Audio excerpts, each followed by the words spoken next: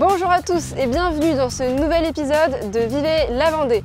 On est à quelques kilomètres de Belleville-sur-Vie avec Noémie. Bonjour Noémie. Bonjour Anaïs. Tu es donc bergère. Est-ce que tu peux nous parler du concept d'éco-pâturage que tu proposes ?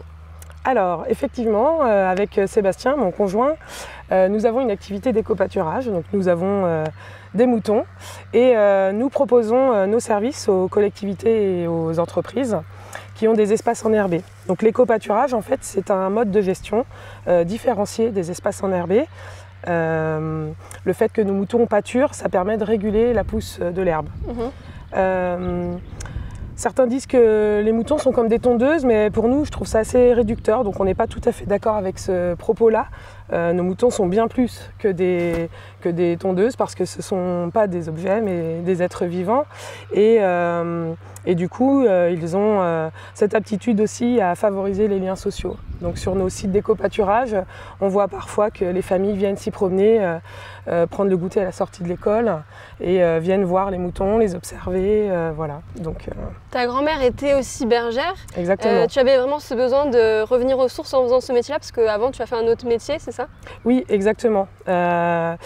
Voilà, il y a 5 ans, j'ai entamé un changement professionnel et j'avais envie de recôtoyer un petit peu cet animal que j'avais côtoyé dans mon enfance.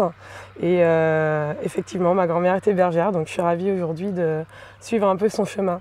Quand tu dis que c'est pas un objet, c'est Oui. parce qu'en fait tu as des souvenirs avec cet animal, tu le connais. Qu'est-ce qu'il a de si particulier, le mouton alors ? Alors le mouton, c'est quand même un animal qui m'attire beaucoup parce qu'en fait c'est un animal assez sensible. À la fois il est très curieux, donc il vient à nous lorsqu'on est apaisé, parce que si on est trop agité, il reste plutôt à distance, un peu méfiant. Mais c'est un animal qui est très délicat et qui amène quelque chose de réconfortant avec toute sa laine. L'éco-pâturage, effectivement, c'est une gestion des espaces enherbés qui a de l'avenir parce qu'en fait, c'est aussi plus respectueux de l'environnement. Donc effectivement, ce genre de projet émerge davantage en ce moment dans les consciences. Alors avec Sébastien, nous avons environ 80 brebis. Nous avons 3 races de moutons. La Lande de Bretagne, qui est une brebis plutôt locale de notre région.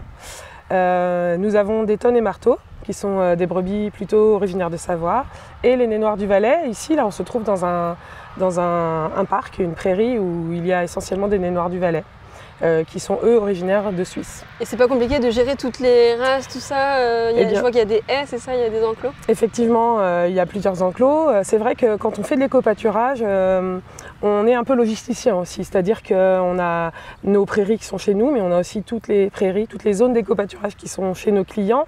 Et il faut bouger les moutons régulièrement pour justement leur permettre d'aller brouter lorsque l'herbe est suffisamment mangée. On les déplace d'une prairie à l'autre. Donc là, du coup, souvent, on fait ça à deux avec Sébastien. C'est un boulot d'équipe. C'est une formation que tu proposes donc pour se former à l'éco-pâturage, si j'ai bien compris. Alors, je propose aux particuliers qui souhaitent adopter des moutons. Souvent, les particuliers, autour de leur habitation, il y a un espace enherbé conséquent, ça peut arriver. Ils veulent des moutons. Souvent, ils ne savent pas trop comment s'y prendre. Donc, en fait, ils nous sollicitent et depuis maintenant 2 ans, on a mis en place une petite formation qui dure 3 heures. On va au domicile en fait, des particuliers en Vendée et on les aiguille sur comment démarrer la gestion d'avoir quelques moutons chez soi. Et c'est compliqué ça de démarrer, je veux dire, quels sont les critères ? Il faut avoir un jardin assez grand, j'imagine ? Alors la base effectivement c'est d'avoir une surface enherbée suffisante pour que les animaux qu'ils vont accueillir soient suffisamment bien, que ça respecte leur bien-être, leurs besoins. Donc effectivement, il faut au moins 3000 m² de terrain qui sera dédié aux moutons pour pouvoir mettre en place un éco-pâturage à titre particulier. Parfois, il peut y avoir des ronces, il peut y avoir aussi une végétation qui s'impose et donc la présence des moutons va réguler un petit peu tout ça. Et puis, il y a souvent quand même cet intérêt pour avoir des animaux à proximité et de pouvoir aller à leur rencontre quotidiennement. C'est souvent quand même ce qui est demandé par les particuliers. C'est-à-dire comme un animal de compagnie ? Exactement. Exactement, un animal pour lequel ils vont prendre soin tous les jours. Et nous, par cette formation, on essaie de leur donner toutes les connaissances théoriques suffisantes pour que les animaux soient bien, que leurs besoins soient respectés, qu'ils ne soient pas en danger, qu'ils puissent se nourrir correctement et que les soins à leur prodiguer soient réalisés. Et quels sont les conseils, ou du moins est-ce que toi tu as vu de ton expérience de la malveillance où les gens n'ont pas conscience de ce qu'ils veulent de l'éco-pâturage mais ils ne savent pas vraiment. Qu'est-ce que en termes de sensibilisation, qu'est-ce que tu pourrais nous dire? Alors, avoir des animaux, c'est un vrai engagement. Moi, je pars du principe que les animaux, ils méritent d'être respectés à ce niveau-là. Quand on choisit d'avoir des animaux, quels qu'ils soient, il faut en mesurer les conséquences, l'énergie que ça va demander. Gérer ses propres moutons, c'est à la portée de ceux qui sont curieux, qui ont envie, qui sont respectueux de la nature et des animaux, mais ça nécessite quand même quelques connaissances théoriques. Après, effectivement, dans notre expérience, on se rend compte qu'il y a parfois des particuliers qui prennent quelques moutons et puis ils regrettent parce que finalement ils ont envie de partir en vacances pendant 1 mois et demi et du coup ils ont des moutons qui deviennent une contrainte. Moi je pars du principe qu'en tant qu'éleveuse, notre rôle c'est aussi d'informer suffisamment ces personnes pour qu'avant qu'il y ait un achat ou avant qu'ils adoptent des animaux, eh bien, ils puissent avoir connaissance de cet engagement pour que évidemment l'animal au bout d'1 an il ne soit pas donné, vendu ou voilà. Oui, parce que ça demande de l'entretien. Tu ne peux pas laisser ton mouton si tu pars 2 semaines par exemple? Non, effectivement.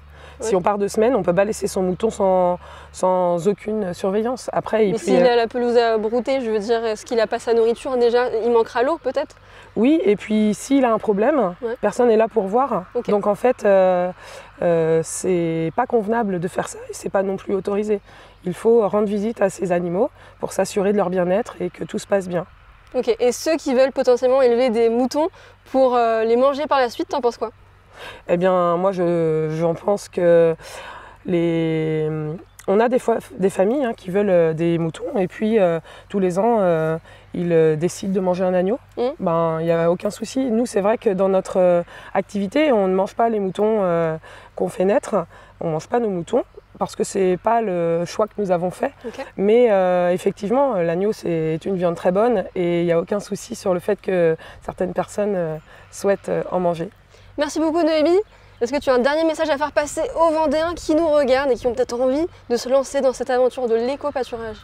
Eh bien, en tous les cas, je pense qu'être bien informé, c'est aussi un